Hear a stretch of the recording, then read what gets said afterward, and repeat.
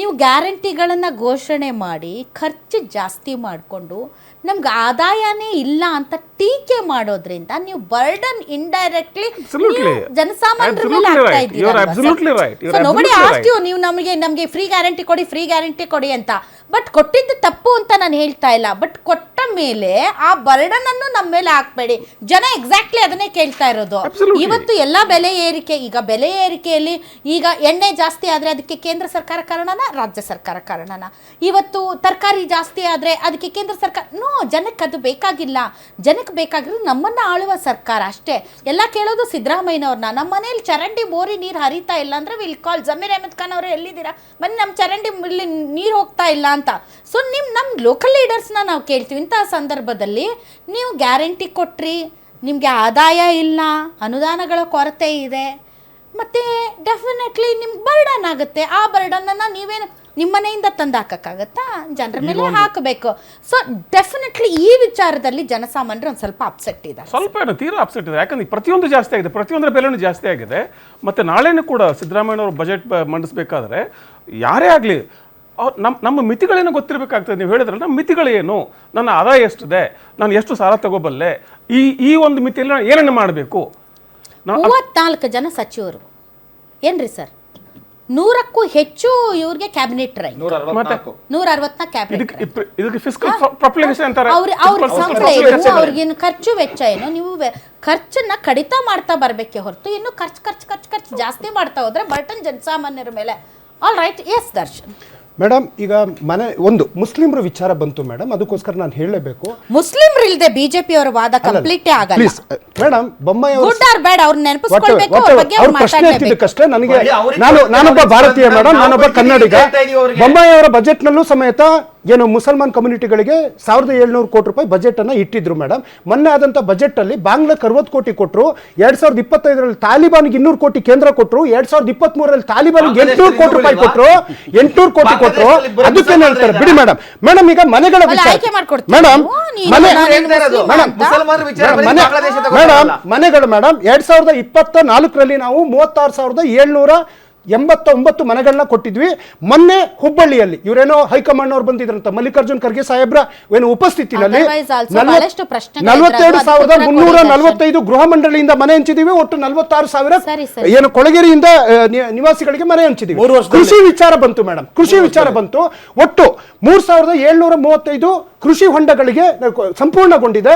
ಹಾಗೆ ನೆರೆ ಮತ್ತೆ ಬರ ಬಂದಾಗ ಮೇಡಮ್, ಕಳೆದ ಸರಿ ಬರ ಬಂದಾಗ ಒಟ್ಟು 38 ಲಕ್ಷ ರೈತರಿಗೆ 4,000 ಕೋಟಿ ರೂಪಾಯಿ ಪರಿಹಾರ ಕೊಟ್ವಿ. ಮೊನ್ನೆ ನೆರೆ ಬಂದಾಗ 2,251 ಕೋಟಿ ರೂಪಾಯಿಯನ್ನ ಒಟ್ಟು 14,21,000 ಜನ ರೈತರಿಗೆ ಕೊಡುವಂತ ಕೆಲಸ ಮಾಡಿದ್ವಿ. ಕಳೆದ ಬಾರಿ ಕುರಿ ಮತ್ತೆ ಮೇಕೆ ಆಕಸ್ಮಿಕವಾಗಿ ಸತ್ತಾಗ ಅದು ಕೊಡುವಂತ ಪರಿಹಾರ ಇವ್ರು ನಿಲ್ಲಿಸಿದ್ರು. ನಾವು ಇಲ್ಲಿವರೆಗೆ 100 ಕೋಟಿ ರೂಪಾಯಿ ಪರಿಹಾರವನ್ನು ಕೊಟ್ಟಿದ್ದೇವೆ. ಬೆಂಗಳೂರಿನ ವಿಚಾರಕ್ಕೆ ಬಂದ್ರೆ, ಜಯನಗರದಲ್ಲಿ ಡಬಲ್ ಡೆಕ್ಕರ್ ಒಂದು ಮೆಟ್ರೋ ಫ್ಲೈಓವರ್. ಈಗ ಇವರುಗಳು ಬಹಳಷ್ಟು ಪ್ರಶ್ನೆಗಳನ್ನ ಕೇಳಿದ್ರು. ರಾಜ್ಯದ ಬೊಕ್ಕಸ, ಸಾಲ, ಆರ್ಥಿಕತೆ ವಿಚಾರದಲ್ಲಿ ಮಾತಾಡ್ತಾ ಇದ್ರು. ಸಾಲ ಅನ್ನುವಂತ ವಿಚಾರದಲ್ಲಿ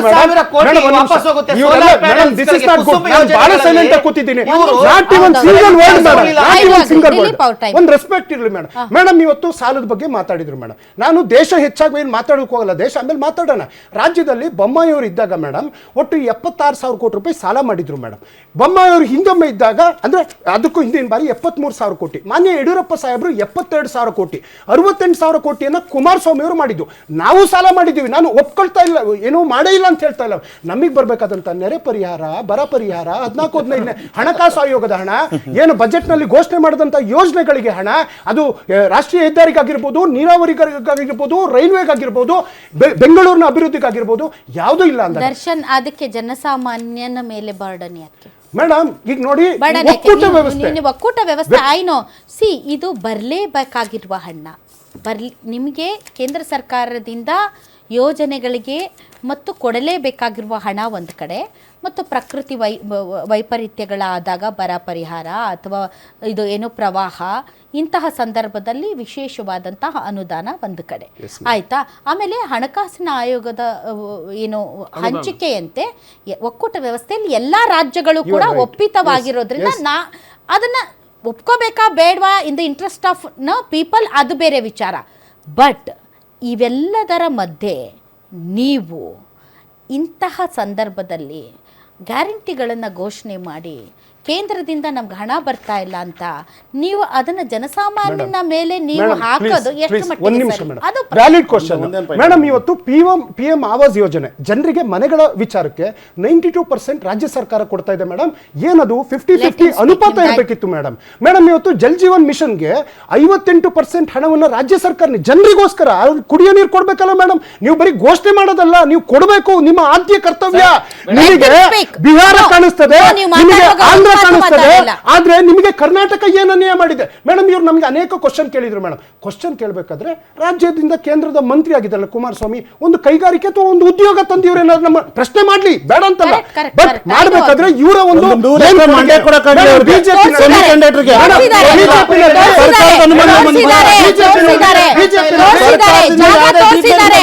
ಡಿಸಿ ಹೋಗಿ ಇಲ್ಲಿದೆ ಜಾಗ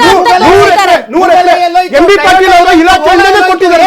ಇವತ್ತು ನಿರ್ಮಲಾ ಸೀತಾರಾಮನ್ ಆಗಲಿ, ಶೋಭಾ ಕರಂದ್ಲಾಜೆ ಅವರಾಗ್ಲಿ, ಪ್ರಹ್ಲಾದ್ ಜೋಶಿ ಅವರಾಗ್ಲಿ, ಸೋಮಣ್ಣ ಅವರು ಅದೋ ಇದೋ ಒಂದು ಟ್ರೈನ್ ಬಿಡ್ತಾ ಇದ್ದಾರೆ.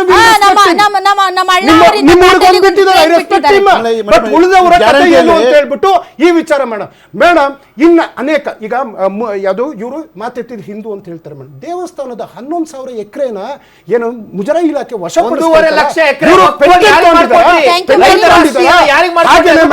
ನೀವು ಟೈಮ್ ಕೊಟ್ರೆ ನನಗೆ 10 ಗಂಟೆನೂ ಸಾಲಲ್ಲ. ನಮ್ಮ ರಾಜ್ಯ ಸರ್ಕಾರದ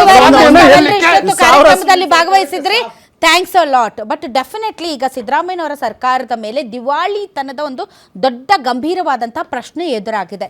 17ನೇ ಬಾರಿಗೆ ಬಜೆಟ್ ಮಂಡನೆ ಮಾಡೋದಕ್ಕೆ ಸಿದ್ದರಾಮಯ್ಯನವರು ಹೋಗ್ತಾ ಇದ್ದಾರೆ. In the interest of people ಮತ್ತು ವಿರೋಧ ಪಕ್ಷಗಳ ಬಾಯಿ ಮುಚ್ಚೋದಕ್ಕೆ ಒಂದು ಶ್ವೇತಪತ್ರ ಹೊರಡಿಸ್ಬಿಡಿ. ಆವಾಗ ಎಲ್ಲ ಪರ್ದಾಪಾಶ ಆಗೋಗುತ್ತೆ. ವಿರೋಧ ಪಕ್ಷಗಳ ಏನು ಆರೋಪ ಇದೆ ಅದಕ್ಕೂ ಉತ್ತರ ಕೊಟ್ಟಂಗಾಗುತ್ತೆ. ಸೊ ಬಟ್ ಡೆಫಿನೆಟ್ಲಿ ನಮಗೆ ಗೊತ್ತು ನಿಭಾಯಿಸೋದು ಕಷ್ಟ ಆಗ್ತಾ ಇದೆ ಬಿಕಾಸ್ ಆಫ್ ಗ್ಯಾರಂಟಿಗಳನ್ನು ಕೊಡಲೇಬೇಕಾ ಬೇಡವಾ ಅದು separate debate. But because of ಗ್ಯಾರಂಟಿಗಳಿಗೋಸ್ಕರ ನೀವು ಜನಸಾಮಾನ್ಯರ ಮೇಲೆ ಹೆಚ್ಚುವರಿ ಹೊರೆ ಹಾಕೋದು ಸರಿಯಲ್ಲ.